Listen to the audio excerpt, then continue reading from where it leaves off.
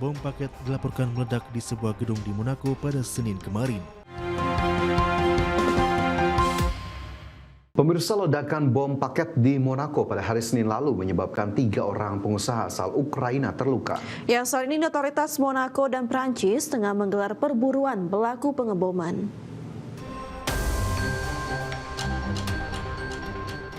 Bom paket dilaporkan meledak di sebuah gedung di Monaco pada Senin kemarin. Ledakan tersebut mengakibatkan 3 orang konglomerat asal Ukraina terluka. Menteri Negara Monaco Christophe Mirmen mengatakan, pelaku peledakan masih buron dan diduga telah melarikan diri ke Prancis. Sementara itu, media Prancis dan Ukraina melaporkan ledakan tersebut merupakan upaya pembunuhan yang menargetkan seorang konglomerat kelahiran Ukraina. Media Prancis dan Ukraina melaporkan bahwa target serangan tersebut diduga adalah Vadim Yermolov yang merupakan mantan pengembang properti asal kota Dnipro, Ukraina. Saat ini Monaco dan Prancis menggelar pemburuan besar-besaran pelaku yang belum diketahui identitasnya ini. Kantor jaksa Monaco menetapkan pelaku terdiri 1 orang dan insiden ini bukan merupakan tindakan terorisme. Sementara itu, Christophe Mirmen mengungkapkan 3 korban ledakan masih menjalani perawatan intensif di rumah sakit. Dan 1 orang korban yakni seorang perempuan yang identitasnya tidak dipublikasikan mengalami luka paling serius. Bagi sumber untuk IDXtional. Negosiator perdamaian Iran mengingatkan Selat Hormuz hanya dibuka bebas selama 60 hari sesuai nota kesepahaman perjanjian damai dengan Amerika Serikat.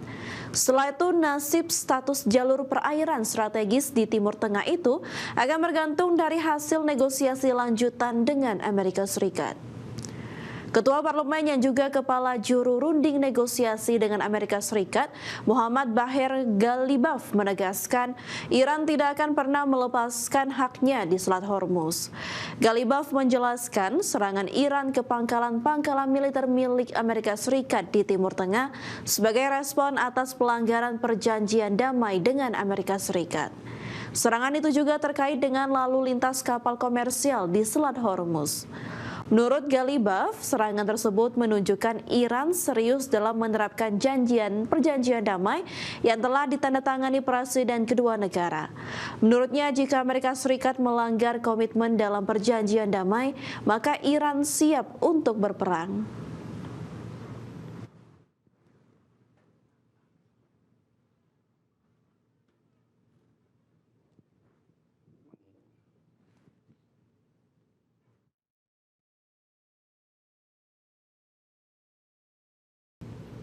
Pemirsa, S&P Global mencatat Purchasing Managers Index Manufaktur Indonesia turun menjadi 46,9 dari 50,0 pada Mei 2026. Penurunan indeks manufaktur ini menandai memburuknya kondisi industri pengolahan akibat melemahnya permintaan dan meningkatnya tekanan biaya.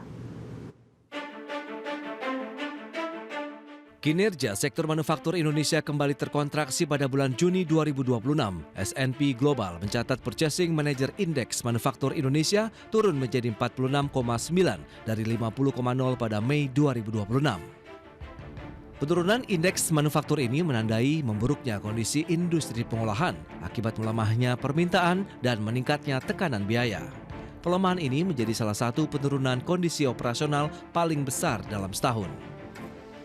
S&P Global menyebutkan penyebab utama turunnya indeks manufaktur, turunnya permintaan terhadap barang manufaktur Indonesia.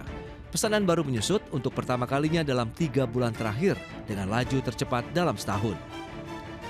Pelaku industri mengingatkan kondisi tersebut dengan melemahnya daya beli masyarakat akibat tekanan harga.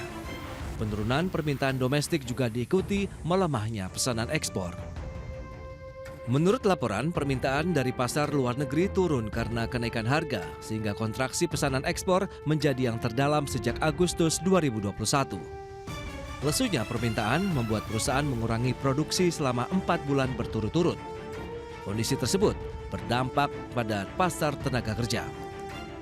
Perusahaan manufaktur kembali memangkas jumlah pekerja dengan laju PHK yang merupakan terbesar sejak September 2021. Aktivitas pembelian bahan baku juga menurun selama 4 bulan berturut-turut dan menjadi yang terdalam sejak Agustus 2021. Sebagian perusahaan menyatakan kenaikan harga bahan baku turut menghambat aktivitas pembelian. Di sisi lain, tekanan biaya justru semakin meningkat, terutama dipicu oleh mahalnya harga bahan baku dan pelemahan nilai tukar rupiah. Akibatnya, produsen menaikkan harga jual produknya. Ekonom S&P Global Market Intelligence Usama Bati menjelaskan, sektor manufaktur Indonesia menutup semester pertama 2026 dengan kondisi yang memburuk. Jakarta, Tim Liputan IDX Channel.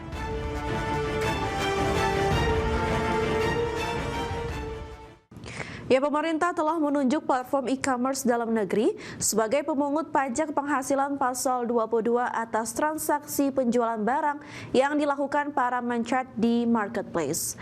Menteri Keuangan menyebut pihaknya mendorong perlakuan setara antara pelaku usaha online dan offline demi memastikan keseragaman perlakuan kewajiban perpajakan.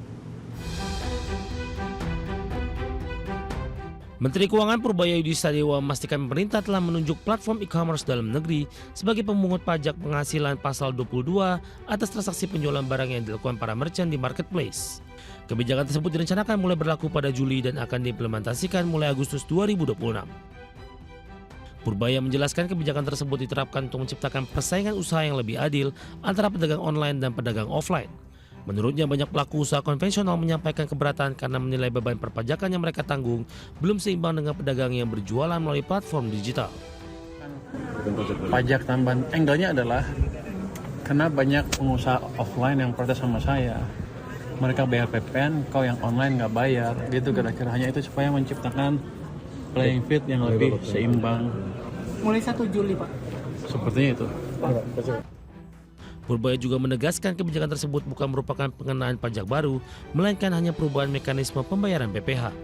Jika sebelumnya pedagang online membayar pajak secara mandiri, kini marketplace akan ditunjuk sebagai pihak yang memungut PPh pasal 22, sehingga proses pemenuhan kewajiban perpajakan menjadi lebih sederhana.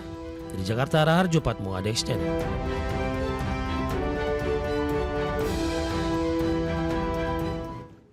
Sementara itu, pemirsa, Direktorat Jenderal Pajak Kementerian Keuangan menargetkan penerimaan pajak dari sektor perdagangan digital meningkat hingga 2 kali lipat usai diterapkannya mekanisme pemungutan pajak penghasilan pasal 22 oleh marketplace.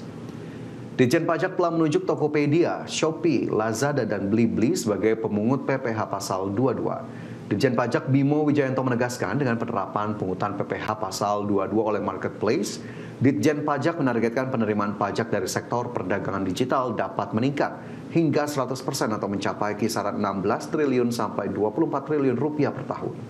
Hingga saat ini realisasi penerimaan dari sektor tersebut telah mencapai sekitar 8 hingga 12 triliun rupiah per tahun. Meski demikian, masih terdapat ruang yang besar untuk meningkatkan penerimaan melalui penguatan sistem perpajakan. Rata-rata dari sekitar yang saya amati ya, 5 tahun ke belakang itu konsisten meningkat. Angka terakhir itu mungkin sekitar 8 triliun sampai 12 triliun setahun. Nah, mudah-mudahan dengan pemungutan ini kepatuhan meningkat, akurasi pemungutan juga membuat akurasi perbandingan data di Korteks kami meningkat.